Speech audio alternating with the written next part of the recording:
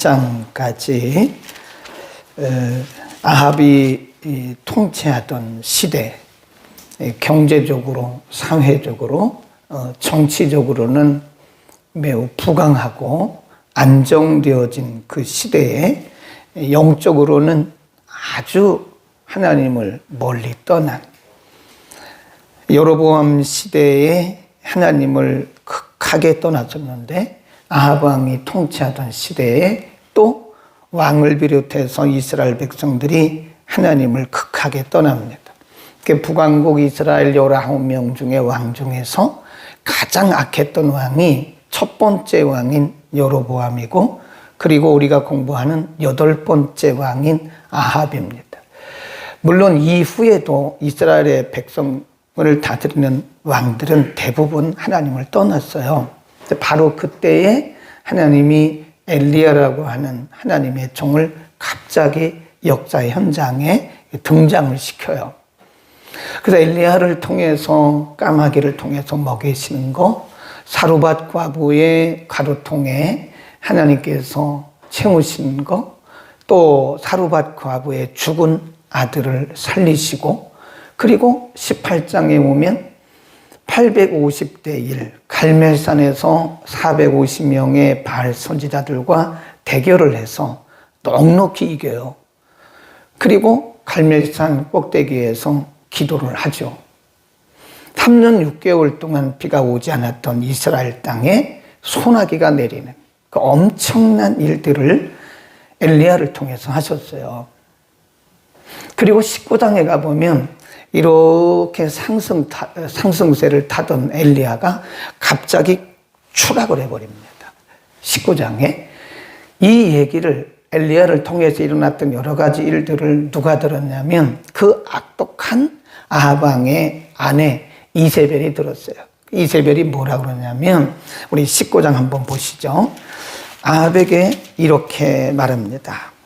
19장 1절, 아합이 엘리야의 무릇 행한 일과 그가 어떻게 모든 선지자를 칼로 죽인 것을 이세벨에게 고하니, 이세벨이 사자를 엘리야에게 보내어 이르되 내가 내일 이맘때, 이 말은 24시간입니다. 24시간 안에 정녕 내 생명으로 저 사람들 중 한 사람의 생명 같게 하리라. 그렇지 아니하면 신들이 내게 벌 위에 벌을 내림이 마땅하다. 그래요. 한마디 했어요, 이세벨이. 당신이 이렇게 해서 바알 선지자 450명을 죽였다고? 그리고 당신이 이렇게 해서 아합을 이렇게 또 불편하게 했다고? 그러면서 이세벨이 사람을 보내서 엘리야에게 한 말입니다. 내가 24시간 안에 너를 죽이지 않으면 내가 섬기는 신들이 나를 죽일 것이다. 이거 참 아주 극한 말이죠. 그러니까 우리가 17장, 18장의 상황으로 볼 때 엘리야가 그까지 말 듣고 흔들릴 이유가 없죠. 그런데 엘리야가 마음에 굉장한 불안을 느껴요. 네.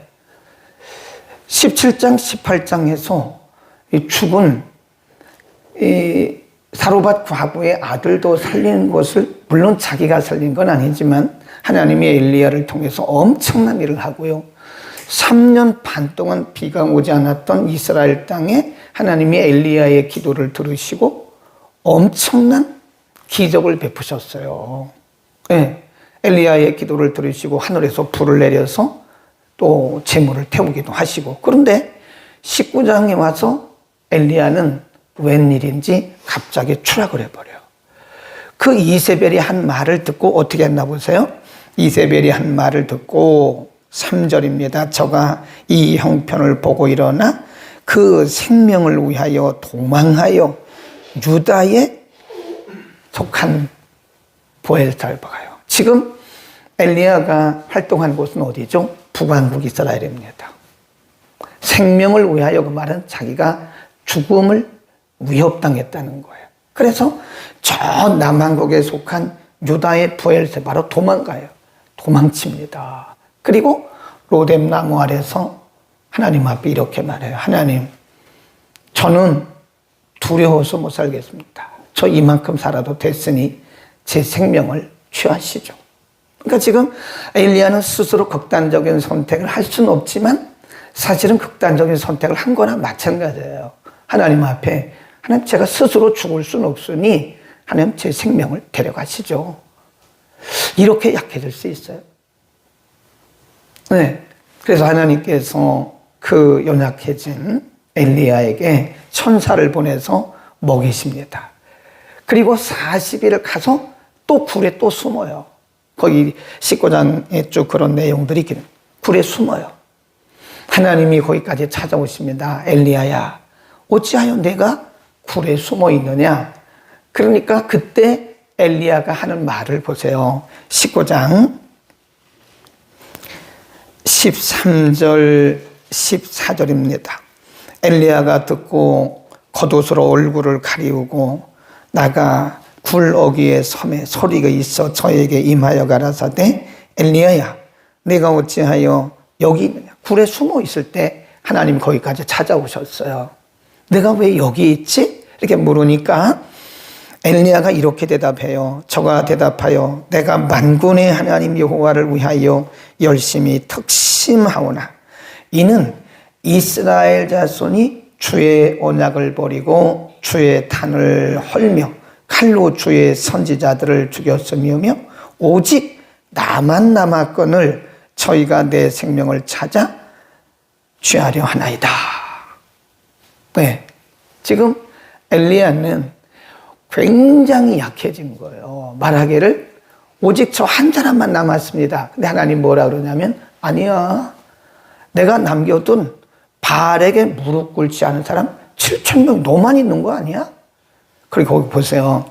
하나님 그렇게 말씀하세요. 18절에 보면 그러나 내가 이스라엘 가운데 7,000인을 남기리니 다 무릎을 바알에게 꿇지 아니하다. 그 말씀을 하세요. 근데 우리는 여기서 19장을 잠깐 지금 제가 요약을 해드리는 거예요. 인간이 연약하다는 사실을 인정을 해야 됩니다. 17장, 18장에서 엘리야는 초인간적인 사람으로 보여요. 하나님의 말씀대로 순종했더니 까마귀가 그리 시냇가에서 그에게 먹을 것을 날라다 주고, 하나님이 가라 그래서 사로밭에 갔더니 한 여인이 준비되어 있고 그 여인에게 말했더니 엘리야의 말 선언한 대로 그 여인의 가루통이 3년 반 동안 떨어지지를 않았어요. 사로밭 가보의 아들이 죽었을 때 엘리야가 하나님께 기도했더니 엘리야의 기도를 들으시고 죽은 아들을 살려주셨어요. 그리고 850대 1, 갈멜산에서 450대 1의 그 영적 전쟁에서 넉넉히 승리하고 450명의 바알 선지자를 다 죽였어요. 그뿐입니까? 비가 오지 않던 그 나라의 갈멜산에서 기도했더니 하나님이 엘리야의 기도를 들으시고 그 땅에 비를 내리셨어요. 이 정도의 영권을 가진 사람인데, 아니 그까지 여성 하나가, 그 여성, 그 이세벨이라고 하는 여자가 한 말을 듣고 이렇게 사람이 약해질 수 있어요? 그럴 수 있다는 걸 얘기하는 거예요. 19장에 엘리야의 이런 모습을 많은 주석가들이 뭐라 그러냐면 엘리야의 우울증이라 그럽니다. 엘리야가 우울증에 걸렸어요. 그러니까 우리는 장담해서는 안 됩니다. 하나님이 한때 필요할 때예요. 기적이 뭐라 그랬어요? 기적이라고 하는 것은 아무 때나 일어나는 것이 아니라 하나님이 필요하실 때 하나님의 특별한 수단이라고 그래요. 비상수단이라고 그랬잖아요. 네. 그러니까 인간은 언제나 연약하다는 사실을 알아야 됩니다. 하나님이 우리를 쓰실 때 하나님이 강권적인 능력의 손을 붙들고 쓰시는 거지 우리가 한 건 아니에요. 그러니까 우리가 얼마든지 우울증 걸릴 수 있고요. 얼마든지 연약할 수 있어요.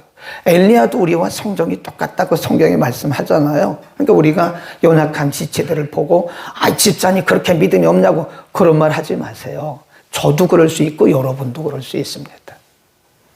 아멘. 어떻게 보면 지금 이게요, 엘리야를 위한 일일 수도 있어요. 만일 엘리야가 계속해서 이렇게 상승세를 탔으면 나중에 엘리야는 잘못될 가능성도 큽니다. 그러니까 하나님께서 우리에게 안전장치를 주세요. 한 번은 강한 능력으로 쓰셨다가 한 번은 낮추세요. 사도 바울도 그랬잖아요. 사도 바울이 천국도 보고 뭐 별일 다 했는데 사도 바울은 안질이 있어가지고 시력을 상실했어요. 거의 평생 거의 눈이 안 보였다니까요. 로마서를 쓸 때 자기가 쓴 게 아니에요. 불러주면 더디오라는 사람이 대필했어요. 그 정도라니까요. 그리고 하나님 앞에 자기의 질병을 위해서 기도했어요. 하나님이 안 들어주셨어요. 뭐라 그러세요? 내 은혜가 내게 좋게.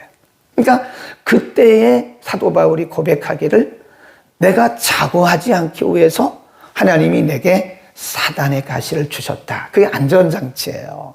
그러니까 우리가 모든 것이 다 완벽할 수가 없습니다, 여러분. 완벽하려고 하지도 말고 완벽하다고 생각하지도 마세요. 우리는 엘리야보다도 훨씬 못한 사람. 그러니까 우리의 언제나 우리의 연약함을 인정하고 내려놔야지. 아, 내가 이 정도밖에 안 된다라고 자기 자신을 자학하지도 마세요. 엘리야 같은 불의 선지자도 우울증 걸려가지고 본인이 죽을 수가 없으니까 하나님 저를 죽여달라고 말하잖아요. 인간이 연약한 거예요. 인간은 얼마든지 연약할 수 있습니다. 그러니까 우리가 다른 지체들 보고 믿음이 연약하네, 뭐 왜 그런 생각을 하니 그렇게 말하지 말라고. 다 그럴 수 있다고 인정을 해야 돼요. 집사님, 그럴 수 있어요. 엘리야도 그랬잖아요. 그러나 하나님이 함께 하시고 하나님이 도우시니까 괜찮아요. 이렇게 말을 해야지 어떻게 그런 믿음이 없냐고 그래서는 안 된다 하는 거고요. 또 한 가지는 지금 오늘 본문에 오면 다시 이스라엘 백성들이 원위치가 돼요. 아합이 이스라엘을 다스리던 아합 왕이요. 이런 현장을 다 봤잖아요. 갈멜산에서 450대 1의 결투에서 이기는 걸 봤어요. 현장에서 봤어요. 아합이. 그리고 갈멜산에서 기도해서 비가 내리는 것을 아합 왕이 직접 경험했다니까요. 엘리야가 말했어요. 빨리 지금 비가 오니까 빨리 마차를 타고 내려가라고. 그 직접 본인이 경험했어요. 근데 오늘 20장에 오면 도로 원위치예요. 한번 보세요. 도로 원위치입니다. 20장 1절에 가보면 아람 왕 베나닷이 그 군대를 다 모으니 왕 30일. 그러니까 베나단 왕, 그리고 왕 30이란 말은 연합군입니다. 주변에 있는 크고 작은 나라들의 연합군이 함께 모여 저와 있고 또 말과 병거들이 있더라. 이에 올라가서 사마리아 성을 에워싸고 치며 사자들을 성중 이스라엘 왕 아합에게 보내어 이르기를 베나닷은 이르노라. 내 은금은 다 내 것이요 내 처들과 내 자녀들의 아름다운 것도 다 내 것이라. 그래요. 근데 15장 우리가 찾지는 않겠지만 15장 19절에 보면요. 아사왕 기억하시잖아요. 아사왕 때에 이 베나닷이 한번 쳐들어와 가지고요. 이스라엘에 있는 그 북쪽 베냐민 땅을 뺏었어요. 이미 뺏긴 상태예요. 근데 이제 마저 이스라엘을 다 공격하고 이스라엘 땅을 전체를 다 침략해서 빼앗으려고 이번에는 주변에 있는 왕들 30명과 연합군을 형성해 가지고 사마리아 성을 수도죠, 수도. 북사마리아 성을 다 둘러싼 거예요. 그리고 말하기를 사람을 보내서 말하기를 내 거 다 내 거야. 내가 가지고 있는 아합 왕에게 말하는 거예요, 지금. 내가 가지고 있는 음과 근과 그리고 백성들 심지어는 너의 척까지도 다 내게 줘. 내가 그건 다 내 소유야. 그 말은 너는 포위됐으니 항복하고 다 내놔. 그런 얘기죠. 아니 그러면 지금 아합 왕이 누굽니까? 원래 하나님을 떠났던 사람이지만 엘리야를 통해서 행하는 기적을 다 봤잖아요. 450대 1의 결투에서 승리하는 현장을 봤다니까요. 비가 안 내리던 땅에 엘리야의 기도를 듣고 하나님 비를 내리신 하나님을 경험했잖아요. 아니 그러면 좀 담대하게 말을 해야죠.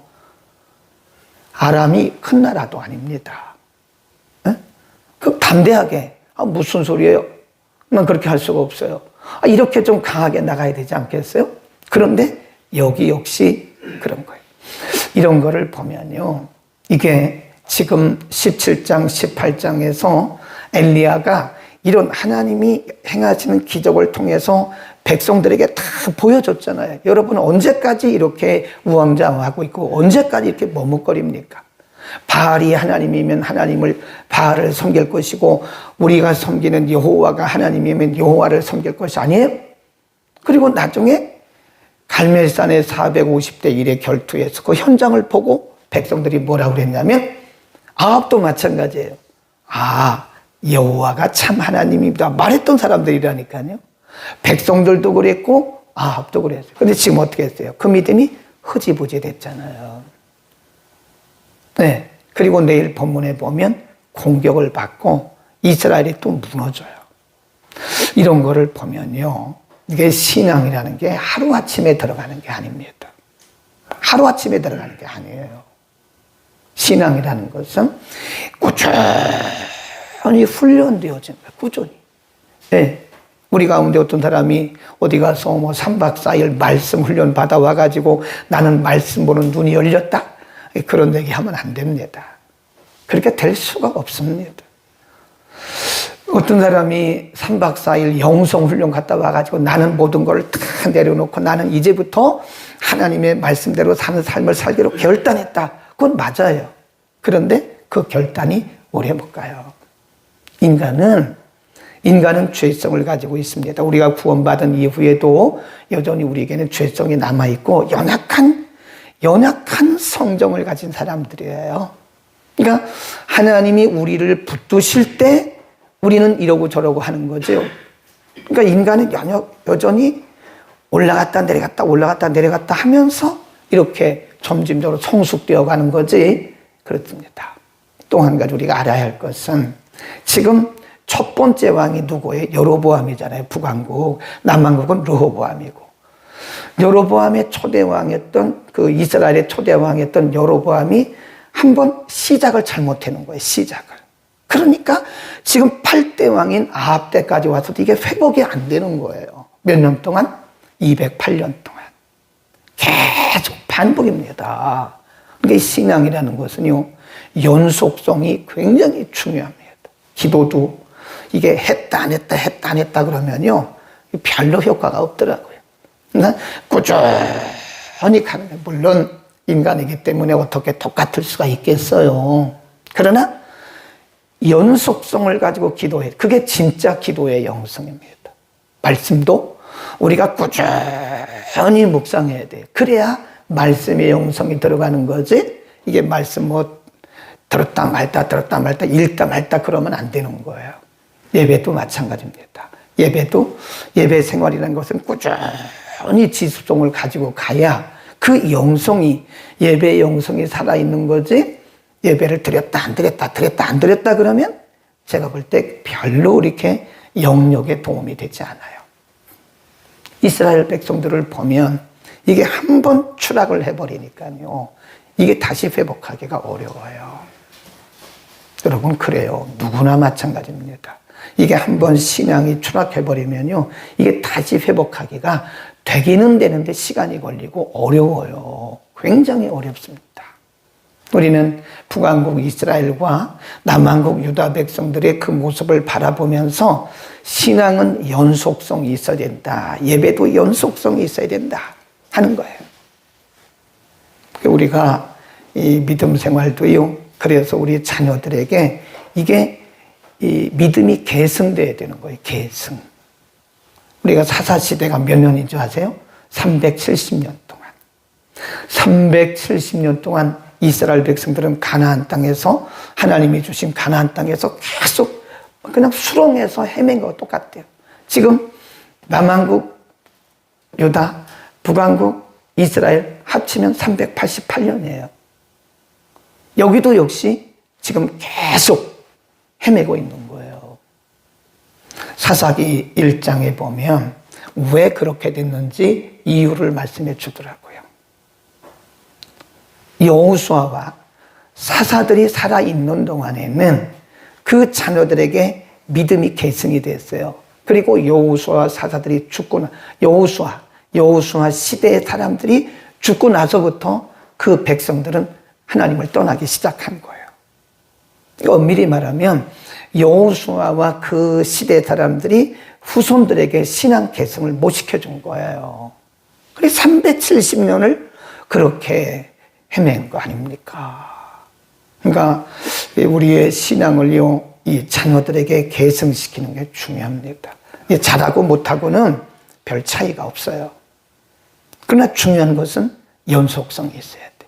연속성을 가지고 계속 이 계승이 되어 가지 않으면 어쩌면 우리 자녀들 세대에 이렇게 사사시대처럼 아니면 남북 왕조 시대처럼 이렇게 우리의 자녀들이, 우리의 후손들이 헤맬 가능성도 있다는 겁니다. 이 부모의 책임이 뭐냐? 신앙 계승입니다. 신앙을 자녀들에게 계승시켜주는 거예요. 아멘. 기도하겠습니다. 은혜를 베푸시는 거룩하신 아버지, 오늘 열왕기상 17장, 18장에서 그렇게 하나님께서 강한 능력으로 붙들고 쓰셨던 엘리야가 이세벨 여인이 한 한마디에 기가 죽고 영력이 떨어지고 낙심해서 로뎀나무 아래에서 죽기를 구하고 또 하나님이 그를 위로해 세우셨지만 다시 연약해져 굴에 숨고 자기만 남았다고 불평하는 엘리야의 모습을 바라보면서 인간은 누구나 다 연약한 인생임을 다시 한번 고백합니다. 하나님이 우리를 들어 쓰시고 하나님이 우리를 도우시고 함께 하실 때 우리는 누구나 다 하나님의 능력의 손에 도구가 될 수 있으나 우리는 누구나 다 연약한 성정을 가지고 있기 때문에 언제나 연약할 수 있음을 믿고 알고 우리 자신이나 이웃들에 대해서 또 우리의 지체들에 대해서 겸손한 모습으로 살아가도록 은혜를 통하여 주옵소서. 갈멜산의 놀라운 기적을 보고도 이스라엘 왕 아합이나 이스라엘 백성들은 별반 달라진 것이 없습니다. 기적을 볼 때는 그들의 눈이 열린 것처럼 보였고 아합 왕도 믿음이 들어간 것처럼 보였지만 다시 그들의 믿음이 하락하고 있는 것을 보면서 우리의 믿음의 연속성이 얼마나 중요한 것인지를 깨달았습니다. 우리 개인의 신앙의 연속성과 우리의 자녀들을 향한 신앙의 계승이 모두에게 이어지도록 은혜를 통하여 주옵소서. 오늘 하나님을 예배하는 거룩한 주일입니다.